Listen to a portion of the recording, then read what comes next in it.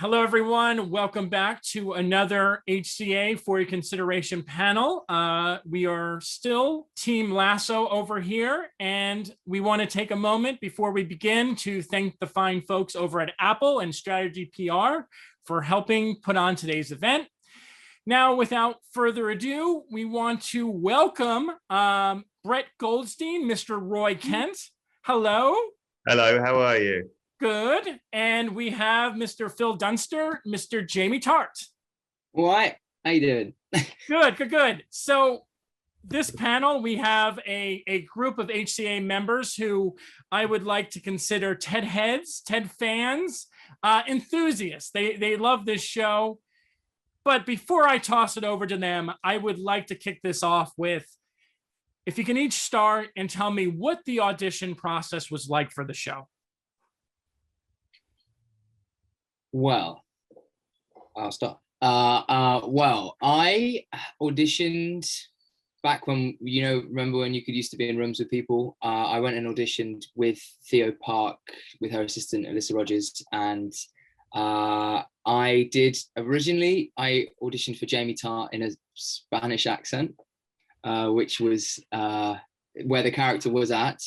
But they were like, it's good, but it's just not right because it's you're doing a Spanish accent and we can tell you're doing a Spanish accent. And then they kept looking, and I think luckily they came back round and they said, have you got any other accents that you could do? Maybe not that one. And so went back in and did that. Fortunately, they didn't audition me like they did with some other people on their football skills, because I would have been found wanting. And then it all happens. He's very good. He's very good. I'm enthusiastic, but I would buckle under the pressure.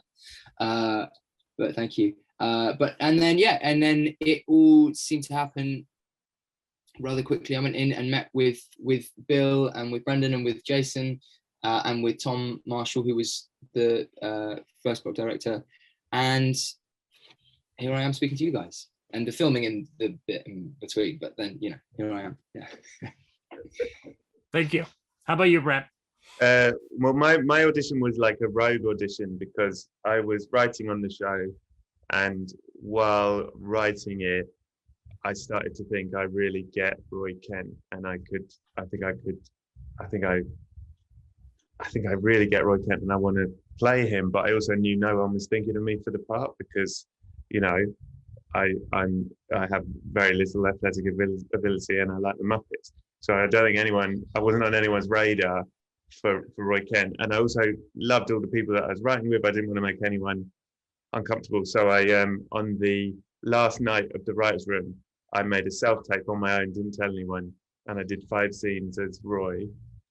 And then when I left, I emailed it and I said, look, if this is embarrassing, feel free to pretend you never got this email, and I will never ask about it, and we can all move on with our lives. But I think I could play Roy, and here is a tape. And I'm so sorry. I sent it. So sorry for putting you in this position. And then luckily they couldn't be bothered to look elsewhere, and so I got the part. Well, you're fantastic. So I'm Tessa Smith, and I want to know what drew you guys initially to want to be part of Ted Lasso, and we can start with Brett.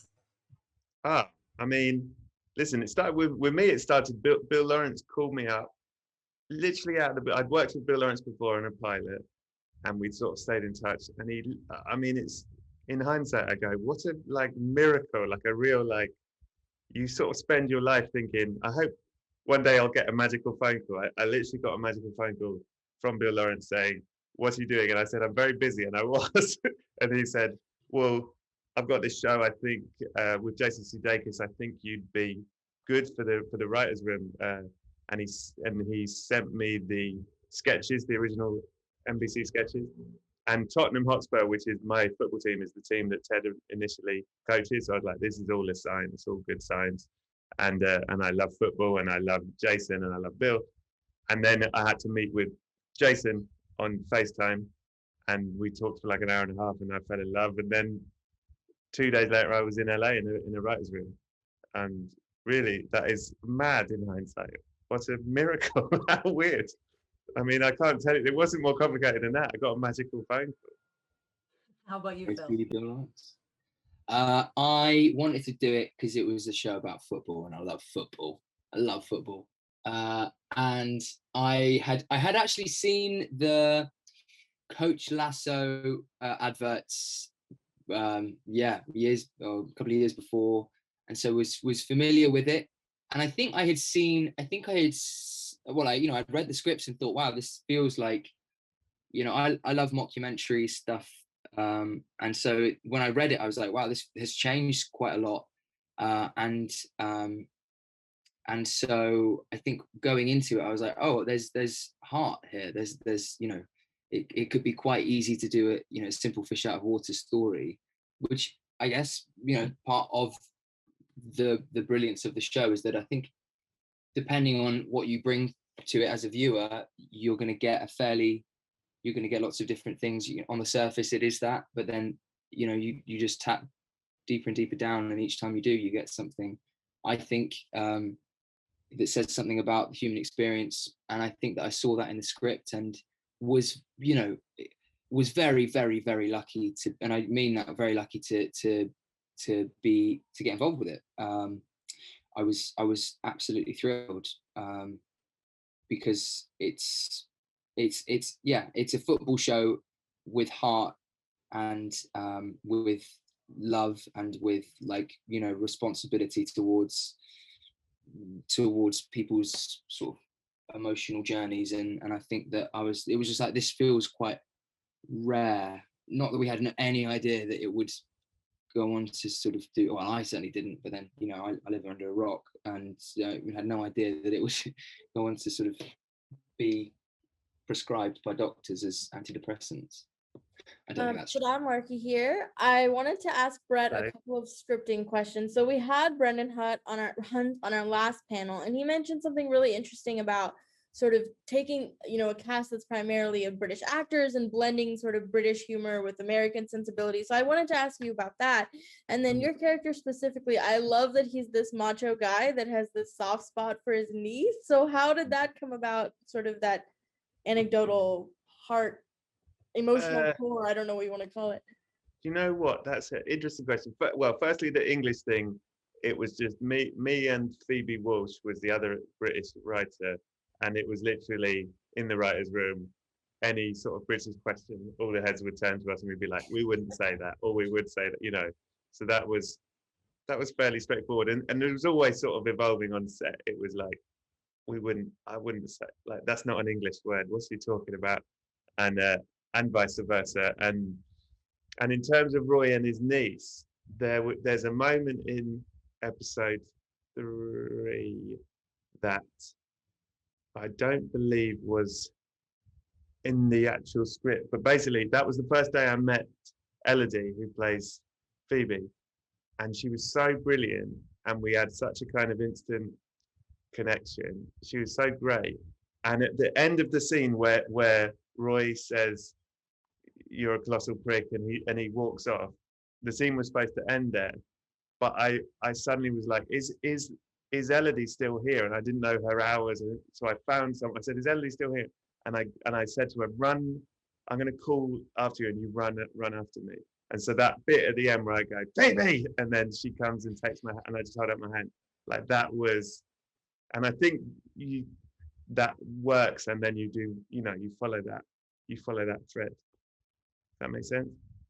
Hey, I'm Demetri Panos here. So, Brett, first off, great to see you smile. Roy spends most of that first season scowling, and I was actually kind of intimidated to perhaps interview, but it's great to see you smile.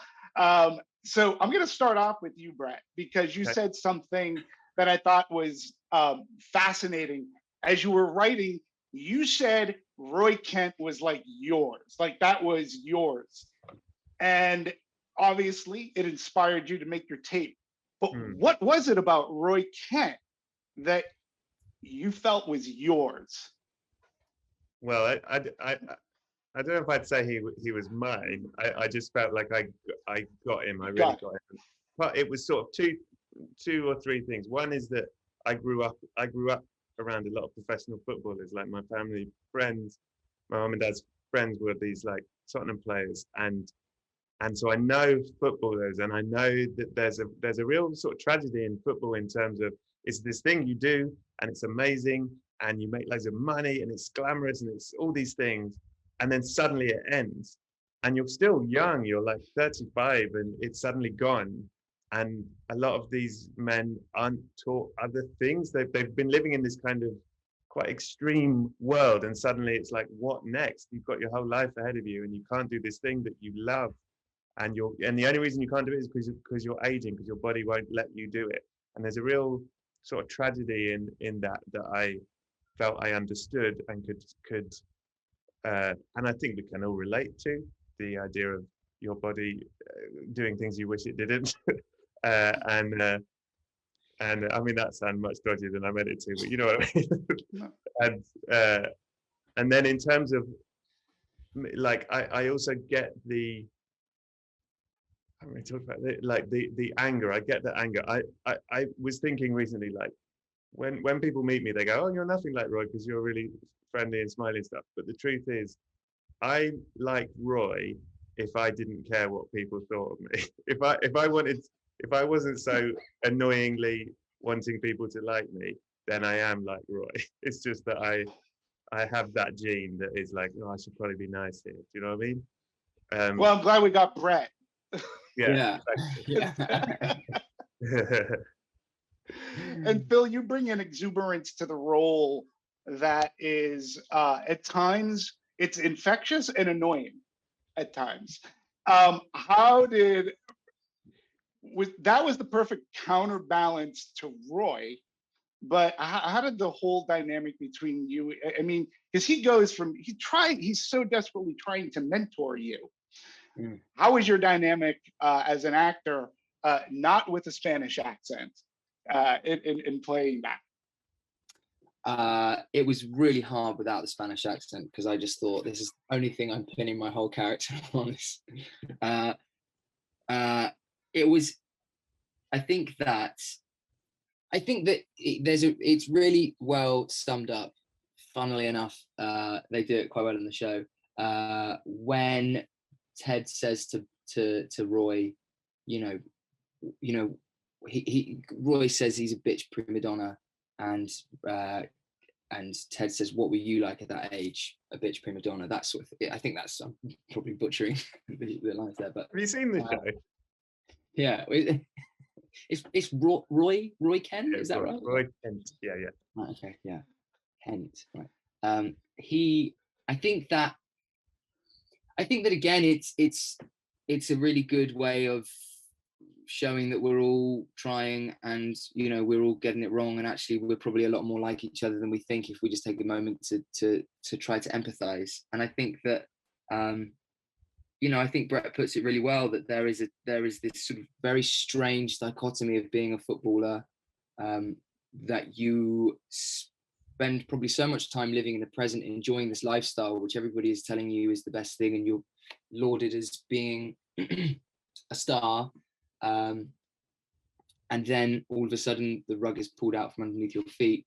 And I think that there's a really interesting and fun thing that I think it's in episode 2. It's right at the start of the series when Jamie's pulled aside by Ted, and it's you're so busy trying to be 1 in a million that you forget that you're 1 of 11. Again, probably butchering the lines. But I think that there is this sort of, Ted is not trying to shame Jamie into changing. I think that he's trying to inspire him to change. And I think that that's a really great lesson in leadership. And I think that every now and then, Jamie sort of sort of just about grasps, each time he grasps just a little bit more. And I think that dynamic it's shared between trying to not listen to Ted and Roy along the way. Will do. Right. Hi, Yong, Chavez, ABS-CBN News. Hello, how are you? Brett, I'm a huge fan of the writers of the show. I'm a huge fan of the show generally, but the writers, you, Leanne Bowen, and the others. Could you talk a little bit about the writing process? For instance, in the Be Curious, not judgmental, the pub scene, and the last game of Roy, that episode. How did those, the writing of those come about? Well, the pub scene, you mean the Dart scene? Well, that's an example of like that scene. That was a real journey of. Originally, that was going to be a cricket game. Like it was going to be this huge cricket match that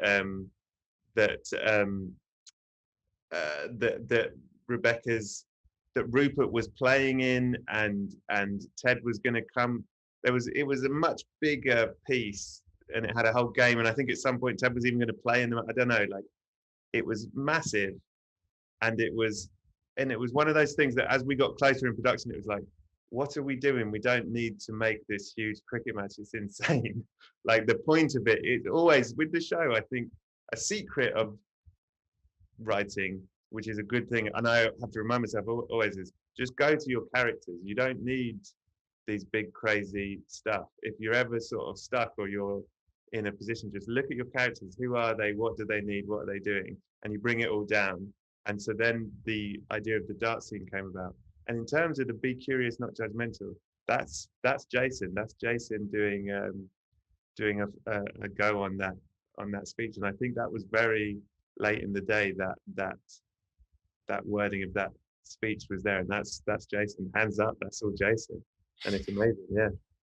And Phil, Jamie Tartt would have been the quintessential villain in other, stories and other shows. And yet in Ted Lasso, we see a character that we rarely see, someone who's in the process of being the best version of himself. What was your reaction when you realized the character's trajectory? Yeah, I think you're right. It's very easy for them to have written him as sort of one-dimensional. I think that the realization for me in the process was, I think when you approach a character, when you first trying to play them, and in a way that I'm sure is, there's a parallel to what Brett was saying in terms of think of the character, what is it that they need, what is it that they want. For approaching it as an actor, I almost wonder, why is it that they need those things? Why is it that they want those things? And the joy is, to a certain extent, as an actor, you can create all of that stuff. You can create why it is those things. And there's also clues within the script. And so I think that as we went along and as I got to read more scripts, the clues were starting to, come forward. And that was one of the joys of sort of piecing together this sort of jigsaw puzzle of who this person is. And so, yeah, I think that the in summary, understanding that someone is actually complicated and understanding why it is that they do the rubbish things that they do is because they're hurt or they're scared, or the pride comes from somewhere other than just vanity or arrogance. There's a whole depth to those things, and I think that the process of figuring that out with Jason and Brett and Joe and the writers, and coming to some of those things myself was a brilliant, fun process. Yeah. Thank you so very much, Phil. Thank you, Brett.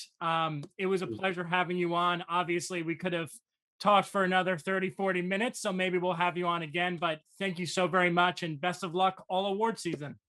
Thanks, you guys. That was good fun. Thanks very much. No problem. Everyone. Take care.